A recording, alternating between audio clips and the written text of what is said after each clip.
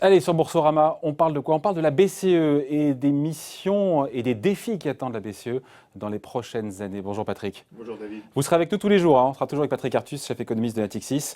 Et là, on parle aujourd'hui de la BCE. Pourquoi? Parce que, au-delà de ce qui va se passer en 2020, l'année prochaine, le chemin est étroit pour la BCE. Mais d'abord, déjà, sur 2020, tout semble quand même assez bien balisé au niveau de la BCE, ce qui va se passer en 2020. On sait que sur les taux, a priori, ça ne bougera pas. Côté QE, on ne sait pas encore trop, mais 2020, là, on parle plutôt d'après. Pour 2020, on sait à peu près où on va. Oui, de toute façon, en 2020, la BCE, pratiquement, s'est engagée à ne rien faire. Ouais. Merci, Mario Draghi. Oui, ce qui donne le temps à Christine Lagarde de travailler, puisque vous savez que la BCE est lancée dans ce qui s'appelle la revue stratégique. Ouais. Donc, ils vont analyser, et Christine Lagarde l'a dit plusieurs fois, leurs pratiques, leurs objectifs, les moyens, problèmes, les outils. Elle a dit qu'elle regarderait les inconvénients des taux d'intérêt très bas, qu'elle regarderait la question du vert, bien sûr, qui devient importante, les effets sur les inégalités. Donc, il y a un gros travail d'analyse à faire. 2020, la BCE sera plutôt occupée, encore une fois, à revoir ses objectifs et ses moyens, plus 2020, que toucher, c'est une réflexion, plus que du pilotage monétaire. Et en plus, comme Draghi a pratiquement engagé la BCE à ce qu'il ne se passe rien en 2020, il est extrêmement probable que... pas grand-chose à attendre côté BCE en 2020. Non, les changements sont à partir de la fin 2020 et 2021, voilà. Potentiellement. Ouais. Avec, au-delà de ça, encore une fois, un dilemme pour la BCE. Ça qui est terrible, c'est qu'à plus moyen terme, soit elle laisse les taux trop bas, qu'est-ce qui se passe? Les prix de l'immobilier vont continuer à monter, les actions aussi. Et puis si elle se dit, non, je fais attention à ça et je remonte les taux trop vite, c'est là pour le coup, elle met en difficulté la BCE, beaucoup de pays qui sont endettés, d'endetteurs qui seront potentiellement insolvables. Donc le dilemme est terrible pour la BCE. Bon, il y a des choses techniques dans cette revue stratégique. Par exemple, qu'est-ce qu'on fait pour favoriser les dettes vertes? On sait ce qui va se passer. C'est-à-dire qu'on considérera que des entreprises brunes présentent un risque, donc que leurs dettes sont plus risquées et donc qu'elles seront moins privilégiées par la BCE. Il y aura de la discrimination?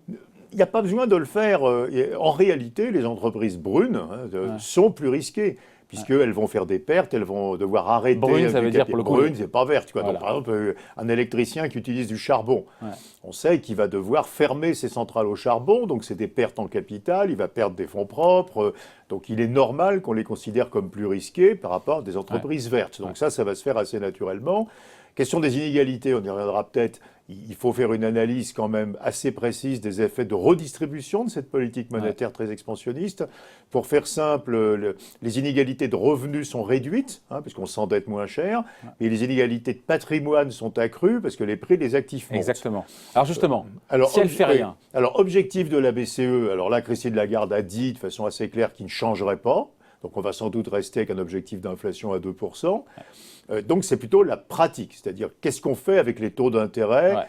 Et là, David, vous avez parfaitement raison, les deux extrêmes sont impossibles. Si on ne touche pas aux taux d'intérêt dans une économie qui est soutenue par des politiques budgétaires expansionnistes, par des taux bas, et où il y a beaucoup de liquidités. On fait exploser le prix des actifs. Les prix de l'immobilier vont continuer à augmenter. Les cours boursiers, vous voyez, le CAC au-dessus de 6 000 en décembre vont continuer à monter. Et donc, on finit par avoir un gros problème de bulle. Et puis, si on monte trop vite les taux, on redéclenche la crise des dettes, comme en 2010. L'Italie s'endette aujourd'hui en moyenne un tout petit peu plus de 2%. Si jamais les taux italiens passaient au-dessus de 2%, assez probablement, on aurait à nouveau une crise des dettes. Donc le chemin de crête, il est au milieu. La voie de passage, il est au milieu. C'est tout en gros, c'est tout doucement, et à supposer que l'économie européenne et mondiale le permette. Oui, alors la bonne nouvelle, c'est que qu'est-ce qu'on a comme marge? Quand vous regardez, la marge, en fait, c'est, si vous voulez être très prudent, vous ne devez pas remonter les taux d'intérêt à long terme au-dessus du niveau qui correspond au coût de la dette aujourd'hui. Si vous faites ça, même si les taux d'intérêt à long terme montent, les intérêts payés sur la dette continuent à baisser. Donc vous ne pouvez pas créer un problème de solvabilité des emprunteurs. Ça nous donne à peu près 100 points de base de marge.